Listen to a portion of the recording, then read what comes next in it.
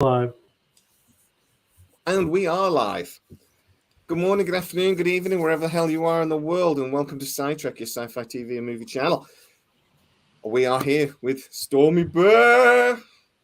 I am. Oh, excuse me. Hang on a second. I am. Sorry. Black. No, he is not Stormy the Bear. Today he is Stormdalf. That's right. We're talking ring, people. Stormdalf. Stormdalf. I like it. And we will do the opening credits, and then I will explain to you why I might not be 100% with this today. And you can all laugh at me, but we'll be back in 1 second.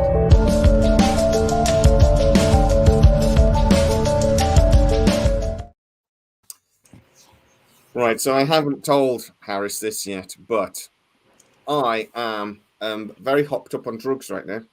I'm on codeine and ibuprofen and something else and everything else, because yesterday I may have either herniated or slipped a disc in my spine. So I'm in agony. So you're really enjoying sitting down right now? No, weirdly. I like lying on my side. Lying on my side is good. But sitting and standing and everything is incredibly painful. So, but I've already told Stormy the story on how I injured myself. So I may as well tell you, young Harris. And you should. So I'm in my mid-40s, and I realised that I'm, getting a bit fat. So I was doing a bit of exercising and things, and I was chatting to my mate, and I said, I'm going to start playing. I'm going to drag my son to play badminton with me.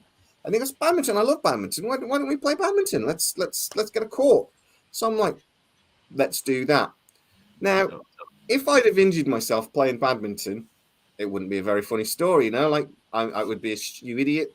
No, I ordered myself a badminton racket off Amazon. The box arrived yesterday. I bent down to pick the box up, and my back went. I couldn't stand. I was like against the wall going, oh my God, making noises. The wife was thinking I was going to A&E. It's just, oh mate, it's so painful. I've really got to start looking after myself. Every time I moved, I was awake last night. I was just like, this is my legal notice. I'm very on a lot of drugs. So anything I do or say during this live stream, I am not legally liable for. So at any point that I say anything that you don't like, it's the drugs talking. All right. So I apologize in advance for anything. I feel quite drunk. And everything. Anything. Swearing, not my fault. Yeah, like YouTube, you can't demonetize me, boy. I'm not liable. So that's my legal notification. So today we were supposed to be doing a video. Shut up, Stormy. You've already laughed at me once. You're not allowed to laugh at me again. All I did was pick up the box. I'm not going to play badminton. I'll die.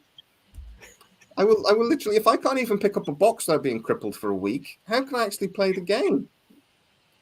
Wait till you get my age, brother. Woo! Yeah. I'm up on Harris's recommended. Oh, for God's sake. Attaway. Right, I was about to say, we're supposed to tell people when we're on substances? No, well, I am. I mean, I'm on legally obtained substances. So that's good. So, legal in New Mexico, bro. Yeah, brah. Right, so I just said brah. That was the drugs. We were going to do our top 5 B movies, our favorite B movies, but then Warner Brothers dropped on us that they have going to be making more Lord of the Rings movies. So we decided, first of all, we thought we'd just have a 5-minute chat about that, but then actually when we started thinking about it, we were like, nah, it's not going to be a 5-minute chat. Should we? Next week will be our normal monthly Stargate video. So the weekend after that will be our top 5 B movies. This is I got a warning a couple of days ago on our channel that we're not allowed to be swearing too much. That's where there's going to be swearing. So, Snork that business. Yes, Smeg is going to be said a lot. Ooh. So, Lord of the Rings movies, guys. First of all, what was your initial what did you think when this news fell? So excited. I'm the epitome of excitement. Rings of Power was probably the best show that's ever been made. And just licensing out all of this IP is just the best idea. I'm so excited, and they're going to do an excellent job no matter what. Yeah, I detected snark. I thought he was confident, but I'm going to believe anything you say because I'm hopped up on drugs. No, that was sarcasm. Most definitely sarcasm. Oh, okay. Well, I believe you then in that case because I think this is a risky thing. I think they're insane. I'm honestly down. The title of the video is "Are They Freaking Insane?" Because I think they might be. What are you, Stormy? What was your initial? My first reaction was, "Oh my God, they're going to make more Tolkien movies! Oh my God, I can't wait!" And then I took a breath and I go, Oh my God, they're going to make more Tolkien! And then you did that again. And then I did it again.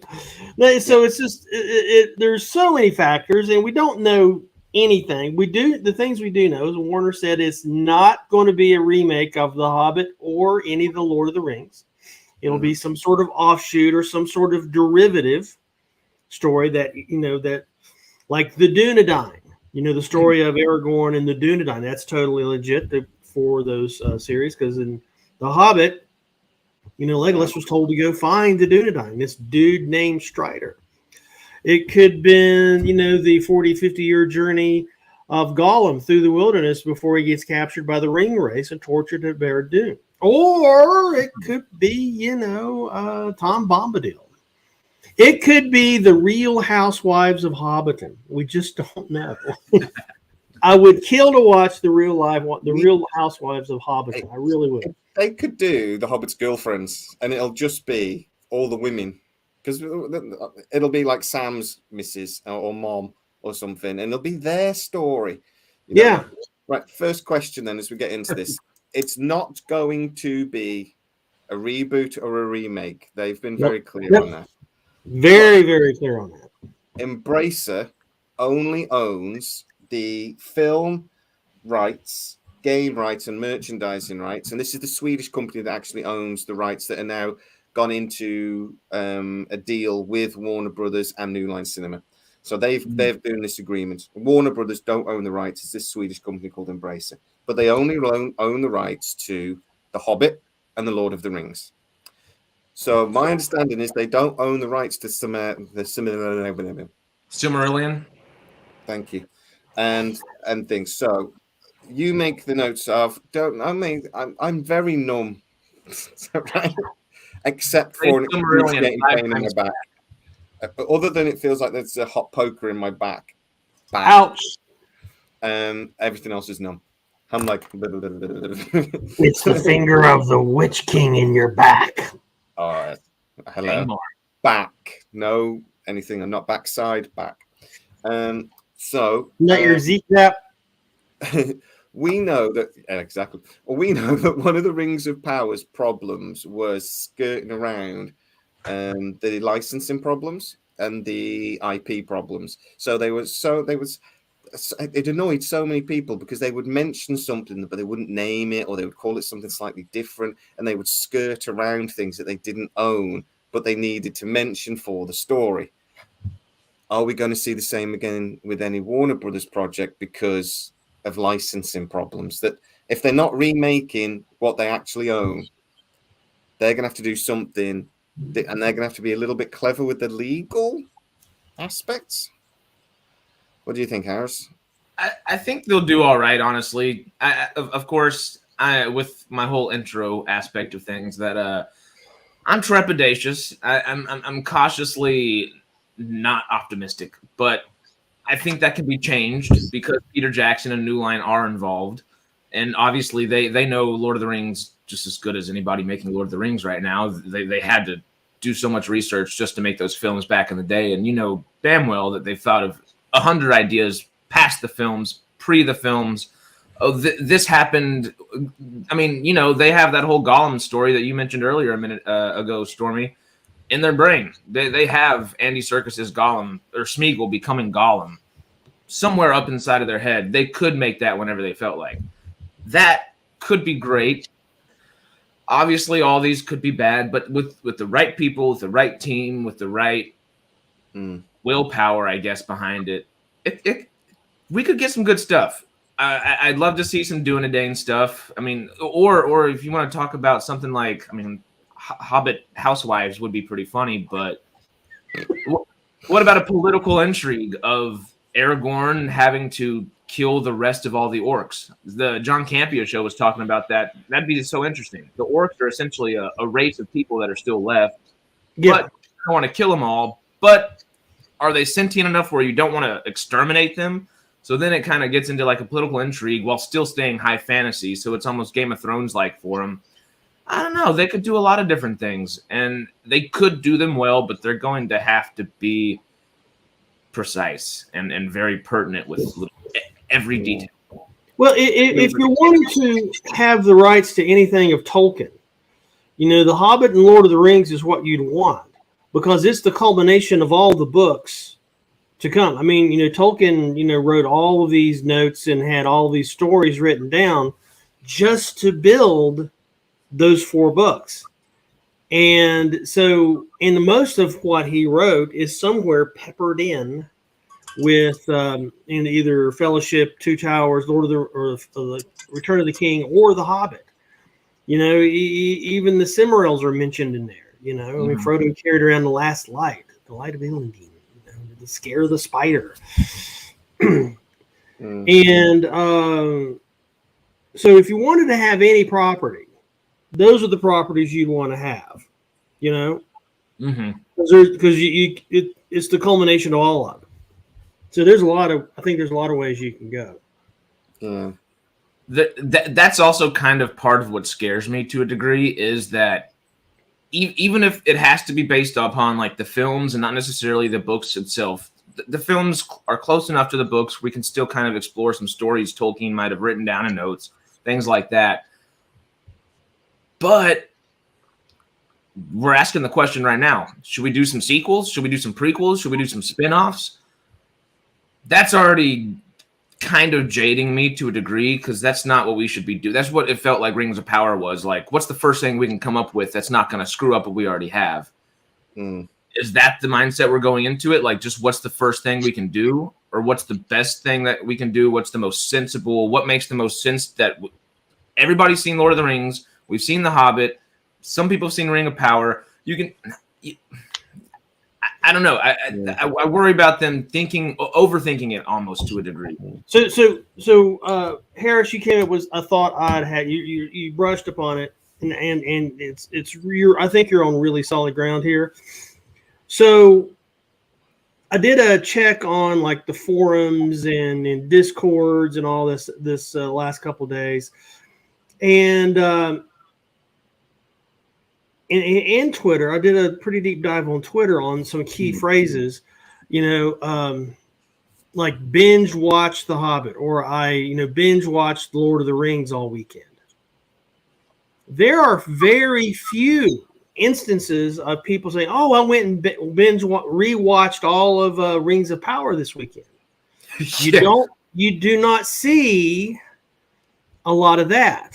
But you know, in terms of, it must be 10-1 at least of people binge watching Hobbit, Lord of the Rings, the Peter Jackson stuff, as opposed to Rings of Power. I think at least. Now it's more difficult to binge watch Rings of Power in one weekend, because that's 50 hours of content thereabouts, and there's half that for if you watch Hobbit and Lord of the Rings together, you know, even with the extended edition. So, but you know, but the fans, they definitely, if you're going to spend their time binge watching something, they stick to the movies. Almost in that. It's just my reference. This is not a. If you're going to binge watch the Rings of Power, though, the problem is that you will fall asleep repeatedly.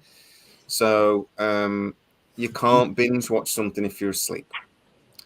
So, and it's boring as shit in places. I'm sorry, it is. I wonder if, you know, because they originally, you know, Amazon said they were going to include Peter Jackson. Peter Jackson said, yeah, he was, they were in discussions, and that was the last we heard of Peter Jackson. And then a year or so passed, and there was no involvement at all. Yep. And the thing I like about this deal, at least Warner Brothers said, oh yeah, Peter Jackson's our boy, yep. And he's definitely a gifted filmmaker. Yep. I mean, he's the only guy that I know in Oscar history that was actually still shooting a film after it won Best Picture.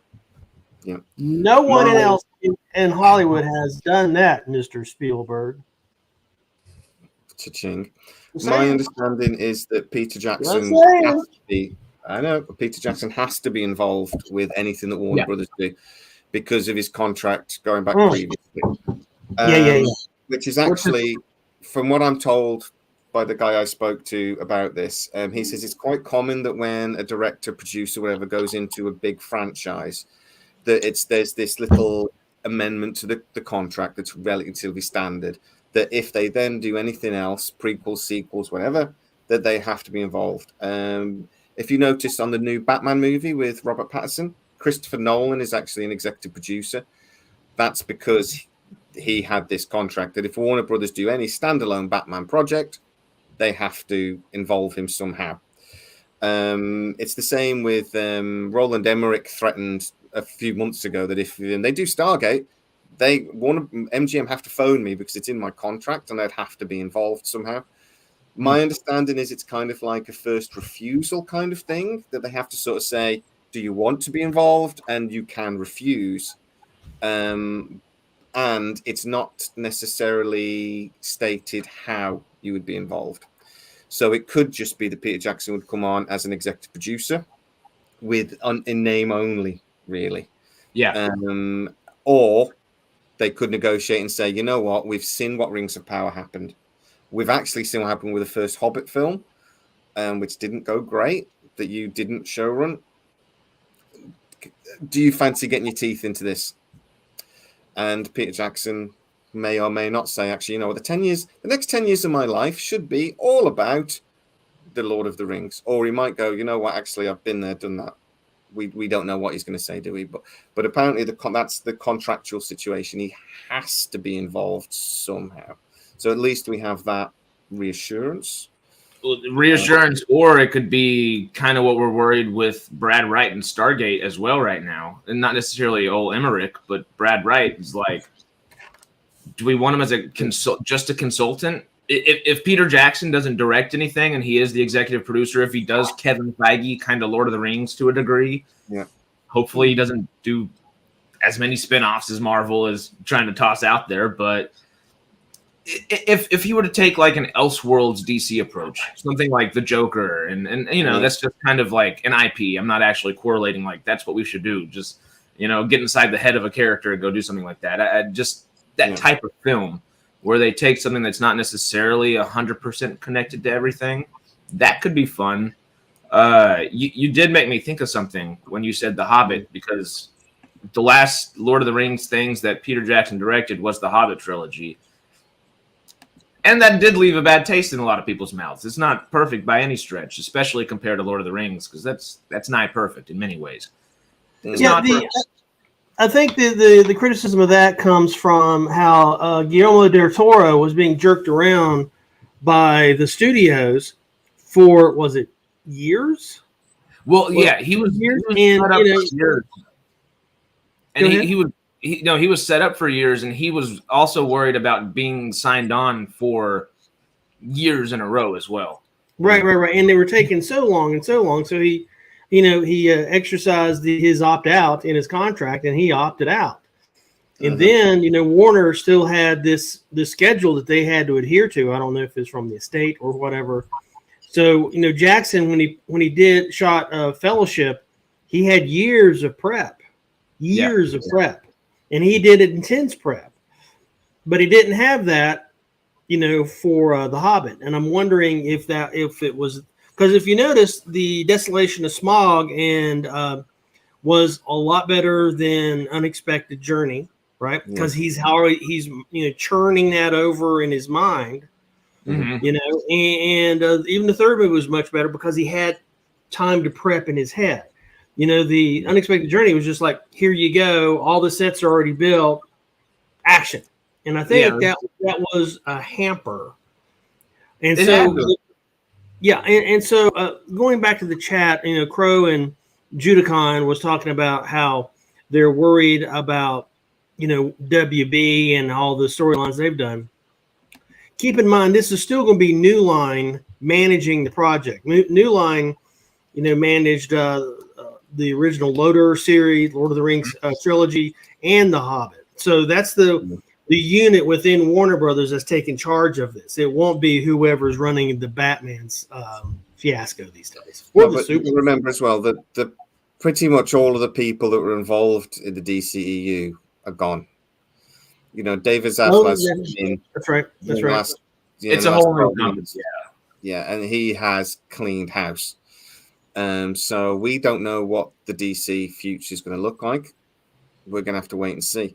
But yeah, I don't think don't think about what Warner Brothers has done in the last 10 years when you're thinking about this, because David Zaslav's come in and he has changed pretty much everything. It's a new era. So I think we need to give him a chance on that one.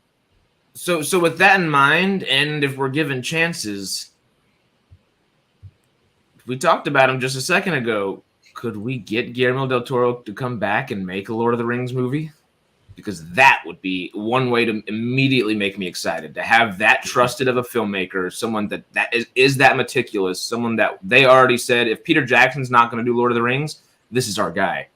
And he just got fed up with the BS on the set and the whole production aspect of things, which rightfully so sometimes.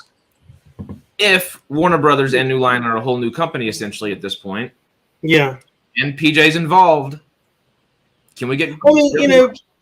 PJ was producing the original Hobbit when Del Toro was directing. Mm-hmm. Yeah. The whole scene from concerning Bilbo, the dwarves and the trolls. I mean, those scenes were right out of Del Toro's drawings. I mean, he crafted that whole scene, and New Line parachuted Jackson in to run the production. But still, on the greater scope of things, The Hobbit was not the Fellowship of the Ring in terms of quality, but it was still a damn good movie. Because people still, going back to my whole thing about binge watching, people still binge watch The Hobbit, not Rings of Power as much. No, again, The Hobbit made me go to sleep as well. The Hobbit started singing, I left the room. I did something. They were dwarves singing, young man. They were dwarves singing. That's how boring I was in there. I didn't even. Was having a doily, a panic attack. Lord of the Rings, don't get me wrong, 3 of the greatest movies ever made. Hobbit, not so much. Bob's got a good question there. Is there any other names that we need to see attached? I don't know if it's fair to. I mean, guys, if you can think of people you'd want to be named off the top of your head, that's great. Well, but I'm more thinking the writers of this, particularly if it's not going to be based, or if it's only going to be partly based or inspired by whatever, whoever writes these films is going to be important. Do you think this is one of those? I really think this is one of those projects that could get fleffed up. Fleffed up? That's not even a word. Fleffed. I like fleffing. We had a warning from you about swearing. That sounds Irish. In the other day, so we've got to be careful about swearing. But this could get smegged up from beginning to end before anything happens. If the writer's wrong, well, you bring a great point up there. Honestly, just with you saying that, if the person that writes the movie is not directing the movie, I don't want to see it with Lord of the Rings. Because they need to be that meticulous and pertinent. I guess I've used those words a couple times now, but they need to be that pertinent. It's a necessity for Lord of the Rings. Anything Tolkien, and that's why Rings of Power is just kind of it's wishy-washy because they can't be pertinent with their timeline. They're just kind of like, all right, well, we're putting what we can here. We're putting what we can here. It looks pretty. We're hoping for the best. Yeah, and I think that you're onto something there because they had the most creative freedom in the sets, the wardrobe, the effects, but man, they were really held on the storyline because they can only, they can pull from all sorts of books, but there's lots of things they can't mention, and all the books they draw from all focus down to The Hobbit and Lord of the Rings, culminating in Return of the King. So it's real. I mean, I can't imagine how frustrating it was for the filmmakers to have that kind of a chokehold on them. You know, I mean, it was they're free with everything else. You know, the actors had free reign. The word, I mean, and it was really good. You could tell they put the money there, but I think Amazon made a mistake of agreeing for so much money, agreeing to such a stranglehold for production. For the script. And I think that it was part of the problem. It was I think there's two big problems with Rings of Power. I don't want to get bogged down with Rings of Power because this is about this new movie announcement. But I think there's a couple of big problems with Rings of Power in that the filmmakers, the TV makers, were basically learning on the job. They're not great. And I think that shows in that all the statements they've made about, we've learned so much from the first series. And I'm like, how much did that first series cost? This is not an apprenticeship, my friends. Ooh. And they got, and I actually think they were trying to copy the tone of the films too much. And it didn't work in the format of a television show. And it was maybe a little too slow. They maybe spread 7 or 8 hours worth of television over 10 hours, and they didn't get the tone right, and it was a little slow. And they've already said we've got to increase the pace a little bit in the next series. Now, I actually really enjoyed Rings of Power in the end. By the end of it, I thought it was pretty good, but I won't watch it again ever because it's too slow. I've already watched Star Trek Picard. I've watched both episodes 3 times each, because I love it. Rings of Power is not that sort of show. I won't watch it again. But I did enjoy it. I will watch the second season, but I will watch the second season hoping they're going to pick it up a little bit. I don't care how much Amazon spent, really. It's their choice. They want to spend their money. The only thing I care about is that because they spent so much money and wasted so much money, I think it's hampering other projects like Stargate that I actually care about. But it was a good show in the end. But I do think, like I said, the first season wasn't a practice run. It's not good enough, really. Well, to play devil's advocate there, and I do agree with you, but to play devil's advocate, nobody knew who in the world Peter Jackson was. It's true. No, I mean, he did the Frighteners. He had a repertoire under him compared to. I mean, he did. He did. But still, he was a total unknown, and people tried to get I forget the guy's name, the producer's name, the head guy at New Line. They tried to get him fired for selecting Jackson. And who is this Australian guy? Why is this guy down under? I mean, the Frighteners. I mean, it was okay. I mean, it wasn't worthy of spending at that point in time the amount of money they did, hundreds of millions of dollars. And to let him film all 3 back to back was and that was it was crazy. But it worked perfectly. I think that's, if they're going to do something like that, they have to do that again. The Hobbit shows why you can't not do that again. Yeah. He's from New Zealand, by the way, not Australian. Well, I'm a dumb. Oh, excuse me. I'm a dumb Zeep. I'm a dumb Zeep. You are a dumb Zeep, you idiot. See, I have this little list of curse words I made up that since we got a little message from YouTube not to swear as much. So it's holy donkey toes. It's Fruck, Gorham, Frack, Snork, Zeep, and Jick. Jick? Let's talk about Jick. Oh, that was just Jick, and you know it. Oh, dude, I still can't believe that's going to be some curse word in some other language. So Peter Jackson's before his project. So his first film, Bad Taste, in 1987, which he basically made in his back garden. Yeah. And then it had Meet the Feebles. Again, he was a camera operator and the Muppet Maker and everything. Then he did Brain Dead, which is a stop motion movie, which is Heavenly Creatures. I'm pretty sure won awards. I'd have to double check. Yeah. I mean, he wasn't a slouch. No, but still, Silver, Jack Brown Jeans, then The Frighteners, which I love The Frighteners. I thought it was so good. Michael J. Fox, one of Michael J. Fox's best. And then straight to The Lord of the Rings. And then since King Kong, District 9, Mm-hmm. The Adventures of Tintin, and then The Hobbit, and then Mortal Engines, and he hasn't done anything since Mortal Engines, which was a massive flop. I mean, that was just like they may as well have burned like $150 million. Did you ever see Brain Dead?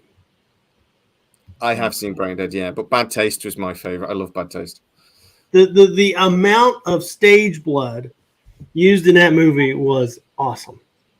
Yeah, Just very awesome. similar for Bad Taste as well. It was about a bunch of aliens, and at one point, a guy goes through the head and then out the rectum of a alien with a chainsaw.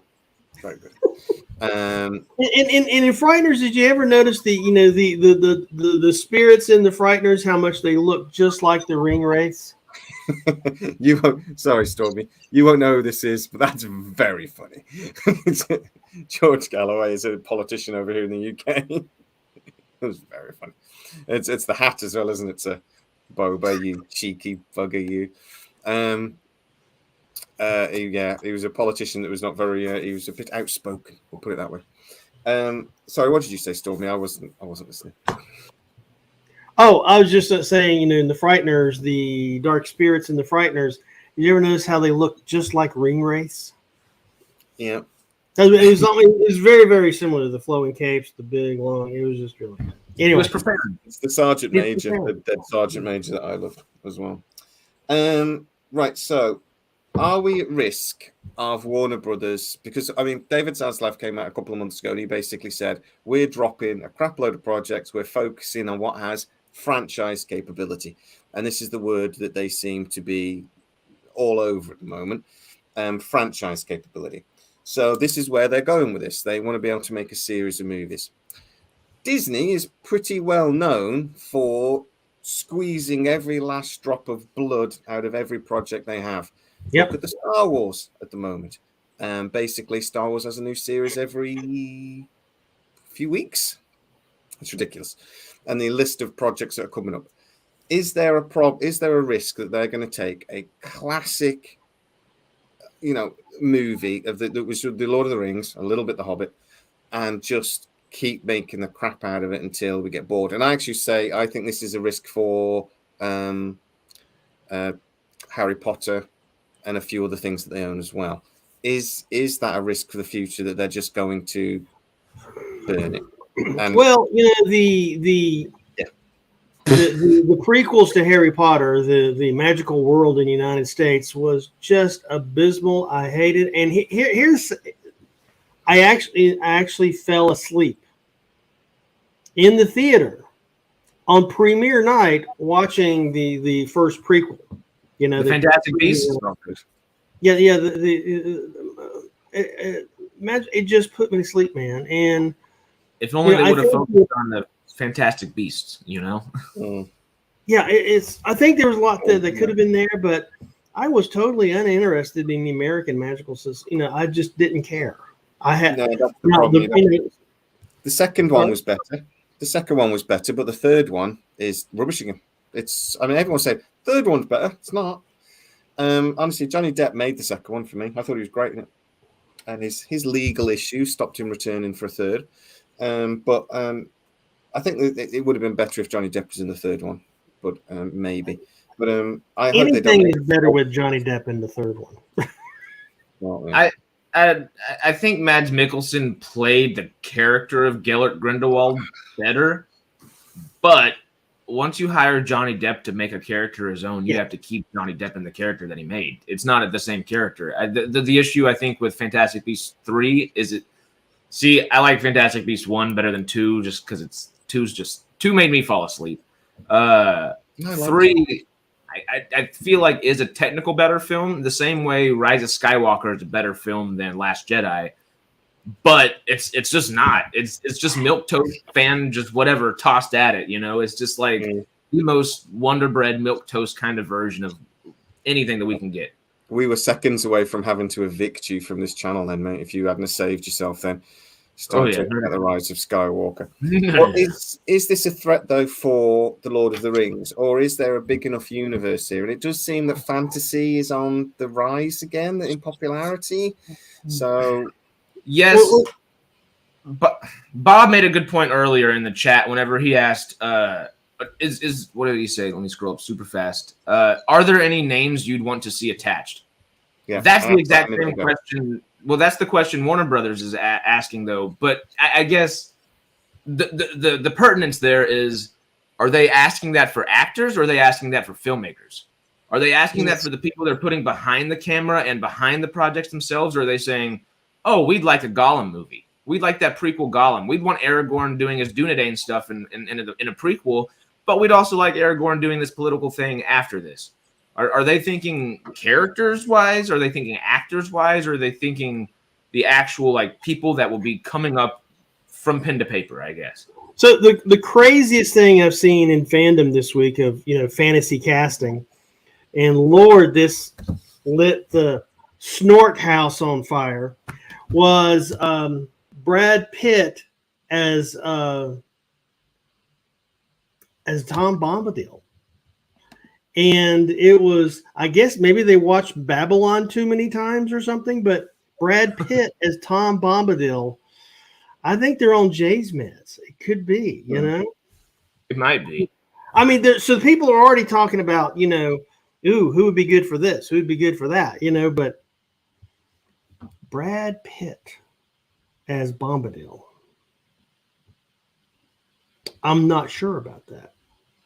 I mean, Brad Pitt is anybody, but also, no, you need somebody like older, not older for, I guess, because Tom Bombadil doesn't necessarily age. You need someone that could kind of be. Brad Pitt doesn't age. That's a good point. Yeah, never mind. Brad Pitt might be perfect. You need to get Paul Rudd to do it. He's exactly the same age as he was 30 years ago in Friends. And honestly, Paul Rudd would be a great Tom Bombadil because Tom Bombadil is silly. There we go. Can't cuss. Robin Williams would make a perfect Tom Bombadil. And, I still miss him. So then you just said a perfect Tom Bombadil. Could they license out the likeness of Robin Williams to put him in the movie? I don't want them to do that, but it's going to start happening more and more. Yeah. Could you imagine honestly the riots there would be if they did something like that, like taking? I mean, they've got to be. I know they've done that a few times with actors that have been dead like 40 years. Well, there would be riots. But the amount of tickets they would sell too, I'd be there day one and day two. Yeah, okay. I mean, they did that for a Moff Tarkin, Yeah, that's what I was thinking with not Christopher Lee. I always mix up Christopher Lee and the other one, Jack Black. Oh my God. Wait, well, he can do serious stuff. That would actually be. And he could do the theme tune as well. So he could do the theme tune, which would be great. See, you would not fall asleep with any doors singing around Tom Bombadil if it was Jack Black. Whatever role Tom Cruise wants at the moment. Thank you, Peter Cushing. I always mix Peter Cushing and Christopher Lee up because they appeared in everything together. Everything. They just took in turns back in the day. Which one? Shall I be the vampire this time, or do you want to be the vampire? You be the vampire. I'll be the Slayer. Okay, and then the next one will swap. Okay, which is just great. But yeah, Tom Cruise can do pretty much whatever. What he wants. Paul Rudd is Ant-Man is the MCU, Pamela. But he does other things. He's also in the Ghostbusters movies, and so which is great. So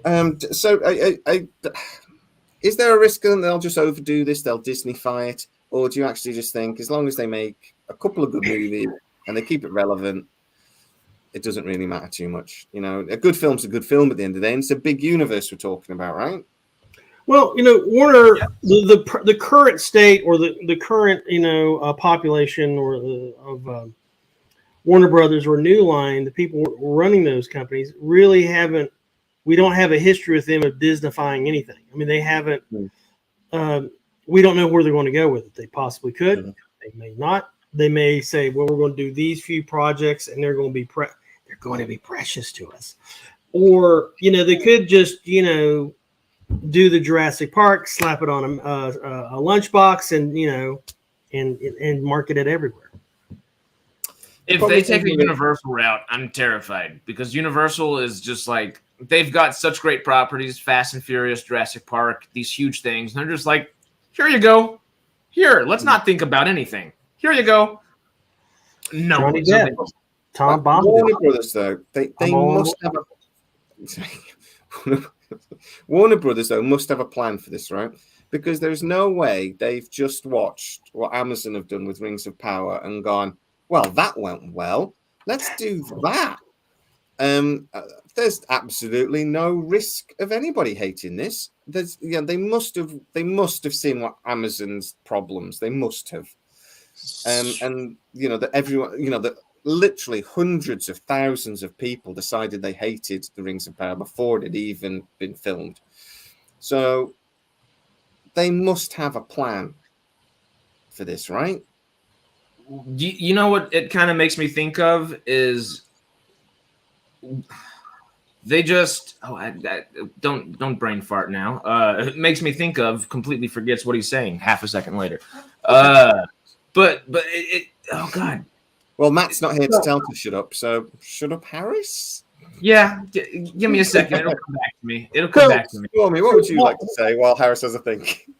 This is why we don't do recreational drugs before live shows, Harris. This is just me waking up. I need them to get me going. It's 9 o'clock in the morning over there. So, Stormy. Oh, yeah. Sorry. Well, while Harris is high and Jay's in pain, I will just say that I don't think Loder is very overrated. I mean, The Lord of the Rings was considered the best fantasy trilogy of the 20th century, and some people would say it was the best trilogy period of the 20th century. So I'd have to disagree with that. Miramax to the rescue, Chilling in the Basement, that is a horror story. And Chilling, I did recognize your sarcasm. I'm not on drugs. Like my other two compatriots are. I really am on drugs. How about then the Silmarillion movie? Is that a prospect? I know this is the book he didn't finish, but could they? I'm not sure they simply can't make a film out of it. You can't make a film out of the Silmarillion. Yes, you could. The Silmarils? Yeah, buddy, you could make a movie. You can make 3. Trust me. But it's something like that. Okay, yeah. But it's like that thick, and they still made 3 fucking movies out of it. Fecking isn't a swear word. YouTube's a calm down. But the Silmaril goes over a lot of time. It would feel much more like it would be highbrow fantasy that almost felt like highbrow sci-fi, which would be the issue that I would have them making a Silmaril movie. Right. Okay. If that makes sense. But I thought of what I was thinking. You ready? Oh, good. Yes, we are prepared. So, better be amazing. We're just talking about David Zaslav, right? And obviously, we just talked about PJ will be involved. Yes. But we know kind of Zaslav's mind and things right now. And we're talking about their whole new company, essentially, under Zaslav. And he just did this with James Gunn and the DC universe. And, we're not going to dive too much into that. But about what?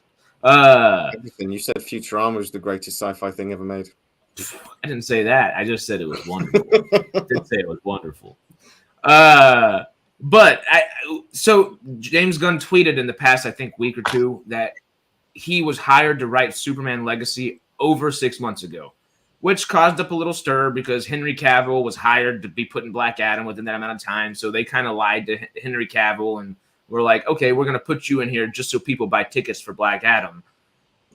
I understand, but come on, you're just tossing under 50,000 out there.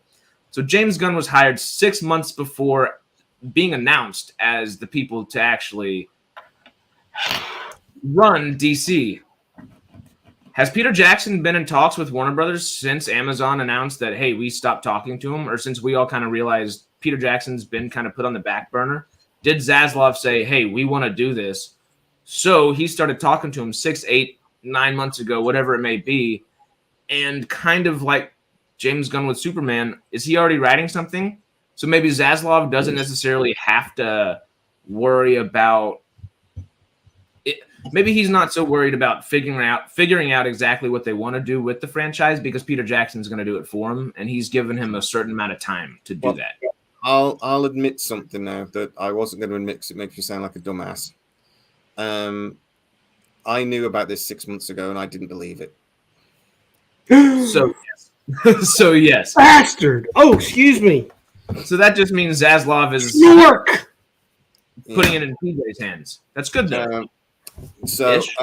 Right. So one of my sources, something for the G thing. Thank you very much, Bobby, sir. One of the people I do speak to, and he does work for Warner Brothers, he says he heard this rumor in September that they were already talking to Peter Jackson. He is the one that's told me about that. It's definitely he didn't know for sure, to be fair, and we chatted about it and we agreed that it probably wasn't true because I said it doesn't make sense. Why would they? But that was then he heard they were going to do a remake. And that was the bit that sort of, Chinese whispers a little bit. I think he heard they were going to do a remake, and we agreed. Well, that doesn't make any freaking sense. Why would they remake one of the most popular movies of the last 30 years? So we agreed it probably wasn't true. So I didn't tell anyone. As it turns out, that's not. But apparently, they were talking to Peter Jackson 6 months ago. And no one makes these kinds of deals without some idea of what they're going to make. There's got to be a creative brief, some sort of script synopsis, or, that they've gone through pitch meetings already. Yeah. Well, if we give you these rights or whatever, if we sell you these rights, what are you going to do with it? Because we own the rights, and so it's going to look bad on us if you totally, jick it up.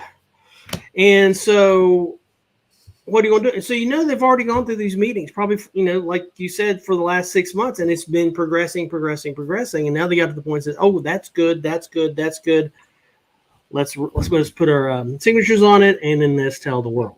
So the trolls and the fanboys can all get on board and scream about it at each other, probably. Well, from what I've been told, like I say, by the guy I talked to, he just says the only problem has been the reason why it's been announced now is because the deal with Embrace has been finalized. That's why it's been agreed now. Up until now, it was figuring out what that deal would be. Mm-hmm. Embracer wants their money. Warner Brothers want their money. Would it be an upfront fee or would it be money on the end? I'm being told that there isn't a very large upfront fee with Embracer, and that the Embracer are not getting a large upfront fee from Warner Brothers. This is a partnership, so Embracer will get the back end. Mm-hmm. And that's partly because Warner Brothers don't have the money to do that. But it has took a couple of months to get that deal going. If you fucking writing about, I swore again, I'm in so much pain. Futurama, man.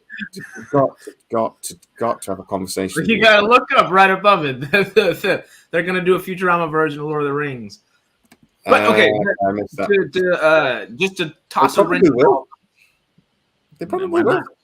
Why not? There'll be a what's the robot chicken? They'll do a robot chicken of it or something just to like get advertising. Like, god damn it, how?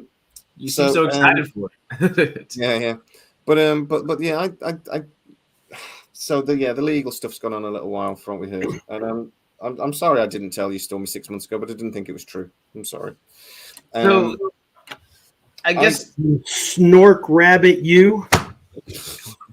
I get told lots of rumors. So the thing is, though, and I obviously, even if it's true, stuff doesn't get picked up, but then it just looks like I'm making crap up. So I have to be a bit careful what I say and don't say. But then some stuff I get overexcited about, and I do a video about it, and then I'm like, afterwards I'm going, I wish I hadn't done that because that might not be true. But sometimes you get overexcited about stuff.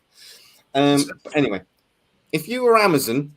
And if you were in charge of, the guys running the Rings of Power, how irritated are you right now? Well, a lot. Yes, but also, isn't Amazon kind of starting this? Obviously, they have Rings of Power and they started the spinoffs or whatever. But aren't they making the War of the Rohirrim film?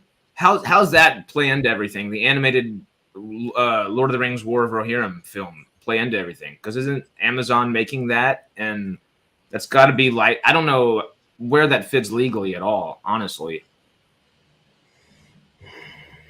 Because it's Amazon's film, if I remember correctly. As I understand it. Mm-hmm. Is that an anime? Is that the animated thing they do? Yeah, it's the anime version. Kind of like Witcher did their Night of the whatever it was, which was actually really good. Much better than that live action sequel spinoff that they did. But the War for the Rohirrim is kind of like it's not the founding of Rohan. But Rohan was Rohirrim back in the day, something of the sorts. Am I on the right line, Stormy? Something to do with by not doing a cinematic release and calling it TV. Maybe it could go straight to Prime if it's just animated. That's what the Witcher's anime thing did. Yeah. Or they could release it because it's Lord of the Frickin' Rings. I'd say release it. I'd go see it. Yeah, but then I think that's going to step on what Warner Brothers are actually, this Swedish company Embracer, they have the movie rights, specifically the movie rights. But that did happen after Rings of Power and Amazon got their rights to do everything. So is there some weird gray area? I'm honestly not sure. I'm just kind of open. The problem I think they're having with this is there are lots of little gray areas. And the thing I think the biggest threat with this, if they do something different, is that they're going to have to do, like I said earlier, what Rings of Power did, and they're going to have to dance around a lot of the legal issues with whatever they produce. And I don't think most viewers will care. I watched the Rings of Power, man, and I don't notice all these little dances they were doing. I only found out because either Stormy told me, or I watched a video going, that shouldn't be like that because this battle didn't happen then, and it happened. And like people that really, really care about the material. Right? I don't know the books. I can't believe Stormy hasn't pushed his stack of books in at any point. I've been waiting for it for 50. They're in a shipping crate, dude. I'm sorry. Yeah. I thought they would be. They're 808 miles away, and I feel every mile. I bet you do, sir. But you know, it's been. But I'm going back. You're I'm reading here that War of Rohirrim is New Line. It's being done by Warner Brothers Animation, not Amazon. Not Amazon. Really? No, right. Wikipedia says the Rings, The War of Rohirrim is an upcoming anime fantasy film directed by Kenji Kamiyama from a screenplay by Phoebe Gittins and Artie Papagiorgio, based on the novel Lord of the Rings by J.R. Tolkien, produced by New Line Cinema and Warner Brothers Animation, with the anime production by Solo Entertainment. There you go then. So yeah, it'll probably will be a cinematic release then because they've got the rights to it. So it is set 183 years before the events depicted in Lord of the Rings: The Two Towers. So this then leads into then that they must have whatever their contract is with the Rings of Power, like you said, with with this company, that they own like the Lord of the Rings and the Hobbit. But we said that there was something to do with derivative works. So derivative works, yeah. This would come into that. Right. So that does give us a bit more of a hint on where they're going with this then. They're already doing it. They're doing it with the cartoon that we know about. So that's probably what they're going to do with the movies, isn't it? They're going to do something similar along those lines again. There'll be something derived from something that happens right in the Hobbit, the Lord of the Rings. Right. So in that case, they're going to be jumping all over the time frames. They could. Yeah. Oh yeah. It's so a friend of mine. I don't know if you guys remember the TV show. It was a soap opera back in the day called Dark Shadows.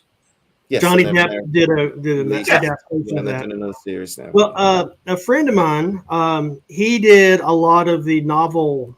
He did some novelization of those of that. He was using derivative works of the original Dark Shadows to tell original stories, and he just and because the production company was giving him permission to we have the rights to this. And so therefore write a derivative work of this. And so he wrote derivative works of Dark Shadows under that license for that series. So that kind of is how I'm guessing it's going to work here. In other, creating derivative works off of someone else's work. Once you get the license for that and you have permission to do derivative works, up pops the War of the Rohirrim. And who knows what else. The Dynasty. Lord of the Rings. Yeah. Lord of the Rings and what's talked about in the Lord of the Rings covers hundreds, thousands of years. So there's lots of things that gets mentioned 1 or 2 pages here and there. That, I mean, don't get me wrong, 1 or 2 pages. I'm talking about Tolkien's 1 or 2 pages. You know, like he can spend half a week describing a leaf. But things that he mentions is for him in passing that could become an entire series of movies. So they will Disneyfy it then and create a million projects. I'll just say that I put a poll on the channel earlier just to say, do you want Warner Brothers to create this? I'll just double check what the score is now, but it was basically 60% of people were saying no, they don't want to see it. I'll tell you exactly. 58% said no. Simple question: do you want the Lord of the Rings movies from Warner Brothers? More Lord of the Rings movies from Warner Brothers. 42% say yes. 58% say no. Is that a surprise?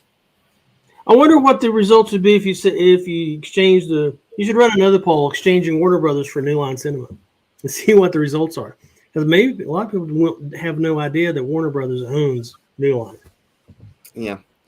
Or maybe you got. I don't know. I mean, it's interesting. You know, it's people are very protective. The fans are very protective over Lord of the Rings and Peter Jackson.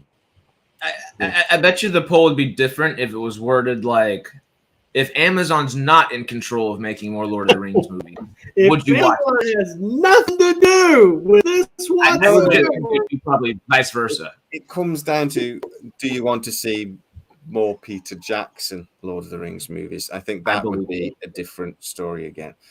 Right. Yeah. So just before we go, because I'm in agony. I won't keep you long today. I feel bad for you, dude. You don't have a choice. So when we get this, how much crap do you think we're going to have to wade through from certain people that hate everything regardless of what it is? See, Peter Jackson being involved is their only saving grace. That might save wading through some crap, but I assume we're still going to wade through some crap. Oh, the crap is already there. Yes, you know. Started, within minutes, within minutes, the Zeep started. Yeah, another made-up word. Thank you, sir. I honestly think if they get Peter Jackson, regardless of how they get Peter Jackson involved, I think they need to do what they did before with the first Lord of the Rings movie. And Peter Jackson kept doing all these little videos and stories and photo. Didn't he put like a photo diary or something together, didn't he? And all they need to start letting him do little TikTok videos or anything. And because that's one of the things I think was a problem with Rings of Power as well. That Amazon is so freaking secretive. Yeah. I think they should have been telling people from the beginning and letting the creators talk about it and do all it, you know. And I think they would have, if they'd been more open, I think they'd have gone away. But for me, let Peter Jackson do that again from the beginning.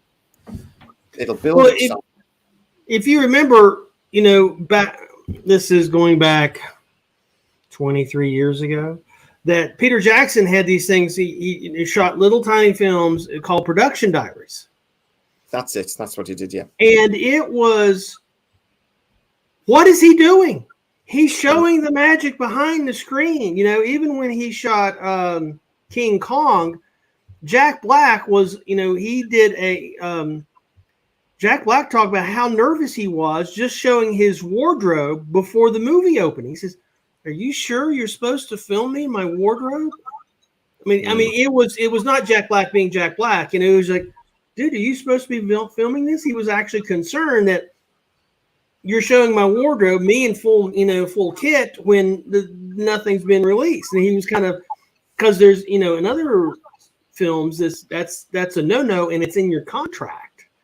You know, don't, you know, no spoilers. But here Jackson was, man, well, here's how we're going to do this shot. And he's like, I mean, he really did a master's class in filmmaking with these little video diaries. You know, well, today we got 4,000 horses and we're going to run them across. And it was never done before. And I think if you've got the original DVD release of the extended versions, or the special editions rather, you've got those production diary videos are actually an extra feature on the DVD set. Yeah, I've seen those. Yeah, and now we've got TikTok, like I said, and we've got YouTube and got everything else that would allow him to do it in a way that would actually generate income as well. You'd get millions of views on YouTube, and generate excitement and blah blah blah. But then also you can do it in clever ways that doesn't give away too much of the plot and things, and you can just have him talking about making the armor or doing things, or some of the shots that he's having to do, some of the difficulties of, well, we've got this shot and we've got this and this is a problem because of blah, and people, and I'd love that. I hope, but I'll tell you my hopes for the Lord of the Rings. For one, I hope they don't do too much CGI. I think that's a massive problem with a lot of projects nowadays, and I hope that if Peter Jackson comes into this, they let him create a movie that he actually wants to create. With his bigatures. Those bigatures were amazing.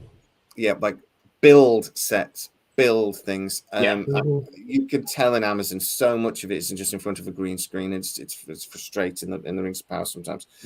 CGI is one of the big reasons The Hobbit didn't do as well. There's uncanny valley where there shouldn't be. Yeah, just make up somebody. Yeah, exactly. So I generally hope that, and oh dear God, and I genuinely hope Peter Jackson is sorry. But my main thing is I hope Peter Jackson is in charge of where the story goes, or at very least somebody that is as in love with the project. Somebody needs to be in charge of this. They need a Peter Gunn for the DC. They need somebody that's going to make all this and keep it coherent and make sure that they don't go off in lots of different directions. And because honestly, I can't listen to Stormy complain if they make silly mistakes in this. And I will. I'm already getting a headache from it. So, but what do you think, guys? What are the things that you really are hoping for this, or what are the fears? What are the things that you may be nervous about, if anything? I really don't. I mean, I had trepidation with Rings of Power. I was willing to give them a lot of slack, because I hadn't seen the finished product. Yeah. But I know what New Line and Peter Jackson can do, even under strenuous circumstances like the director quitting in terms of The Hobbit and Peter Jackson having to rush in and get Unexpected Journey out. I don't have any trepidation. It's like, okay, cool. Jackson will give us something that we've never seen before, and I do hope he keeps the production diaries going, as like he's done in almost every other. I think he actually did production diaries for Immortal Engine, maybe. I'm not sure about that film, but I hope he keeps that up going forward for the fans. And I mean, as a Tolkien total fracking fanboy, I did enjoy Rings of Power. It could have been better. Yeah. And hopefully the second season will be. Hopefully the second season will be a bit more what we wanted. David, maybe I'll get it right by the fifth season. You never know. Harris, you got any hopes or fears on this project? I mean, kind of, I guess what we've already kind of covered, more so in the sense where I'm hopeful that they focus on the filmmakers and particularly the writer-directors, not the writers and the directors. I want writer-directors for this. Okay. That's here, I guess. And then I guess it's just dependent upon where their mindsets are making it. And we'll see over the next couple months and as we get more and more info. I'd like for Peter Jackson to be able to actually give us little inklings of what's going on.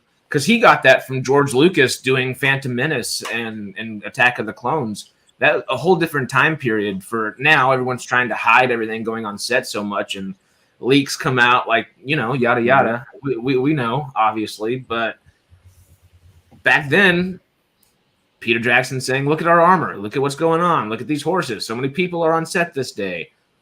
George Lucas, 2 years prior to that, was doing fan contests that, hey, vote on what droid's going to be in the next movie. Stuff like that. And he had a little camera, very specific camera. He's not showing you everything on set, but he's showing you like the blue and green screens they're using and like maybe somebody fighting a little bit for that day. That just raises so much excitement, and it gives people hope and encouragement for the film. Like, okay, this is going to be there. This is cool. This is interesting. It's already got my involvement. I'm going to go see it when it comes out. Yeah, Lucas had this one little production diary, and it was a collection of all the times that the on-set R2-D2 malfunctioned. It'd fall off of the stage. It would like tip over. It just freeze or something would go on. And he just turns to the camera and says, "I have bad droid karma." And then cut end. But going back to Attila the Finister's question, what Loader book should we adapt into a movie? All of them. What's wrong with you? All of them. No. Yes. No. Yes. No. Trilogy. No. The Ring of Mordor. A trilogy. Release a movie every picking week for the next All 9 Numenor. years. A trilogy. You don't know what you're talking about. You're on back meds, man. The thing is, man, that the tradition now is this way: for each book would have to be at least 3 films. And there's about 1 million books.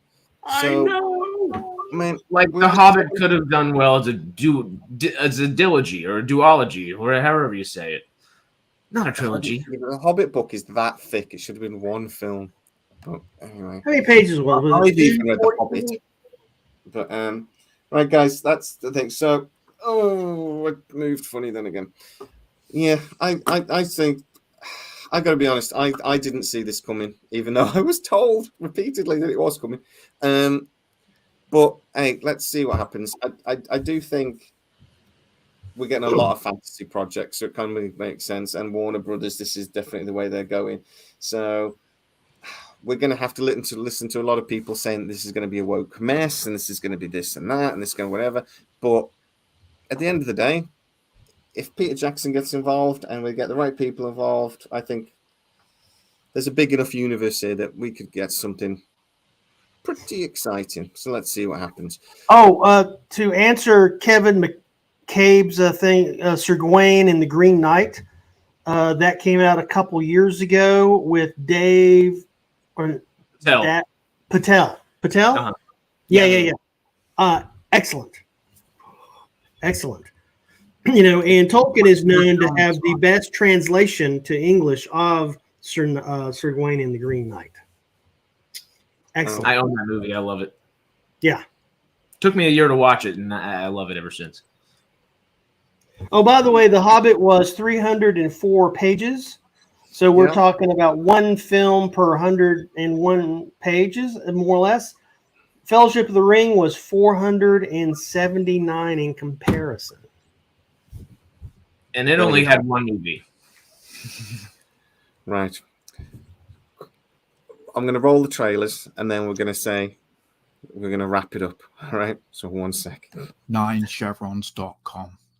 9chevrons.com is your dedicated source for Stargate news, which will aim to complement this YouTube channel with news that we have from our contacts at MGM and Amazon, breaking news about a new potential Stargate series, as well as providing reviews and any potential updates to news stories that we break. Check out some of the news articles that we have already at 9chevrons.com. Star Trek also has some amazing merch. Get yours today and show your support at side-trek.com. I was going to reading footage, just open my mouth over the thing, then I thought, no, I better not. Because I'd be in pain if I did. Harris looks like Legolas with like a goatee. Have you noticed this? I'll do it. Blonde Legolas. It's like a cross between. I tell you what, talking about fantasy and Legolas, Yeah. Carnival Row. Have you guys started to watch that? The new series? I have not seen season 2. I couldn't get into season 1. Oh, I loved it. I thought it was great, and I'm enjoying season 2 even more. So yeah, I'm really enjoying it at the moment. The first 2 episodes I've seen the first 3 episodes. It's good. I'm really enjoying it. To be fair, the first series did take a little bit of getting into. To be fair, I'll give you that. But by the end of it, it was great. But yeah, Matt the Dean, Matt's in. Matt. Hey, Matt. We'll see him next week, I'm sure. So next week, guys, we have our monthly Stargate watch video. I normally do a weekly Stargate watch video, and I forgot this week, and then I did my back, so I'll do it next week. So next week we'll be talking Stargate. We will potentially have a bit of a review of, I think we're up to season 5. I think we've done 1, 2, 3, and 4. But also we'll have a bit of a chat about some of the news that's dropped over the last couple of weeks, and we'll just talk Stargate a little bit. And then the week after, we will do, maybe, unless something else comes up, our top 5 B movies of all time. So we'll get those in. Just before we go as well, I think I am going to turn the memberships off YouTube. I don't want to give YouTube any more money than I have to. And YouTube do take a third of all the membership money. So Harris, a third, you'll remember, a third of your money goes straight to YouTube. A friend, well, not a friend, but a fellow YouTuber has recently got his channel demonetized, and he is the most pleasant guy you'd ever meet. Actually, we share a lot of subscribers, so other people know that the channel's gone mad. Egotastic Fun Time, really big channel. It talks a lot about Stormy. What are you doing? Okay, so you guys know I moved to New Mexico, right? There's a huge dust storm right now. I can barely see across the highway. Is this a normal thing for Las Cruces? Because the wind started blowing. I don't know if you guys can hear it or not, but no. But holy donkey toes, is it a train wreck outside? Just picks one. It's just happy days. I'm sorry. Anyway. It was the. I've been in startling weather for the last 4 days, and I've never been in that kind of a. That's bad. Matt's gonna have to make a graphic that has like a little rubric key that shows what words what for Stormy. So yeah, I had holy donkey toes, fruck, gorum, frack, snork, zeep, and jick. Jick. So what's the really difference between frack and frack? It could be frick, frack, fruck. One's the present, the future tense, the past tense. I think. Yeah. Smeg's perfect. It's smeg you, smeg off, smeg in hell, for smeg's sake. Oh dear, smeg, and it just goes on and on. Smegging is the greatest non-swear word. Ooh, that word. I didn't want to use that because of smegma. Like that's the first thing I can think of. Like, yeah, masculine cheesy kind of reference. Yeah, I don't need that type of cheese. What are you talking? No thanks. It's a fridge now anyway. Some company started selling smeg fridges over, and it's like Norwegian or something, and we're all there going from Red Dwarf. What? The BBC have started making fridges. That would be. I was so confused. Jick cheese. Yes. Yeah, I don't know if Jay understands what we're referring to as smegma here. Yeah, you do. Man juice. No, women juice. Women juice. No, my God, it's not. Just Google it later, but don't do it while your kids. You will explain it off cam. Trust me, we will explain it. In this country, smegma is when ladies get very, very happy, and they create a lady juice. We're going to get in trouble again. No. We'll discuss this one in a couple minutes. No. Go back to what I was saying a second ago. I'm going to turn the memberships off, I think, because of YouTube, but I'm going to create a Patreon account. And what I'm going to do is I'm going to start putting our videos on Patreon, and I'll share it this week. So you'll actually get to see our videos that I do, at least, a little bit before YouTube, and I'll do some giveaway and things, because if I'm going to ask you for your money, which I need because I'm going down to 4 days a week from next week to do YouTube videos, I need to give back to you guys as much as humanly possible. So that's what I'm doing. But 4 days a week, it's the dream. It's the dream, people. And I get to do that because of you amazing people. I get to do that in no small part because of you two as well, and giving so much of your time to talk rubbish with us. To talk smegma. Women are not smegma nasty. You're right, Shelley. You're right. Some women are nasty. We held it together for almost an hour, and then we went down the juice tree. One way or another, the Expanse is coming back. Yes. The Expanse is coming back, Attila. I will put money on it. As a Telltale game first, huh? One way or another. Right, guys. So thank you so much. I'm sorry that occasionally I have Winston pain and I'm a little paler than normal. But, you know, where these things happen. But I'm still here for you. And do you guys, by the way, before we leave, do you guys want to know what the Man United score was? Sure. Yeah. 2-0. We won. That's our first. We just won the Carabao Cup final. So that's the first trophy. Polite golf clap. And United won it. Again, not only am I in pain, I've missed the Man United game for this because I love you guys that much. So thank you so much. You're double fracked. Double fracked. No, I'm singular fracked. My back's fracked, but Man United won, so I'm unfracked. But you didn't get to see it. I didn't get to see it. So you're double fracked. I wouldn't have been able to anyway. Awesome or fucking awesome? It's freaking awesome. I'd have had to go to the pub to watch it anyway, and I can't because I can't walk. And this T-shirt isn't just a beautiful T-shirt. I'm actually in my pajamas, and I tried to take this off to put my Sidetrack T-shirt on, and I couldn't. So I'm messed up. So what you're saying is next week when we're talking Stargate, you're going to be cosplaying the top half of a person and laying on your side like a French girl for the entire time, huh? Yeah, I'm going to have to put the laptop on the floor and I'll be sideways like that. And I'm thinking, no, I'm sure I'll be better by then. I'll be fine. Anyway, guys, thank you so much. Everybody in the comments, you've been amazing, as you always have been. Thank you so much for coming to see us. And we will see you next week for our Stargate Live show. Love. Have a good one. Bye. Enjoy the snow if you're in California, apparently. Not in the San Fernando Valley, though. The one place. Gotta love it. See you later, guys. British pants, American pants.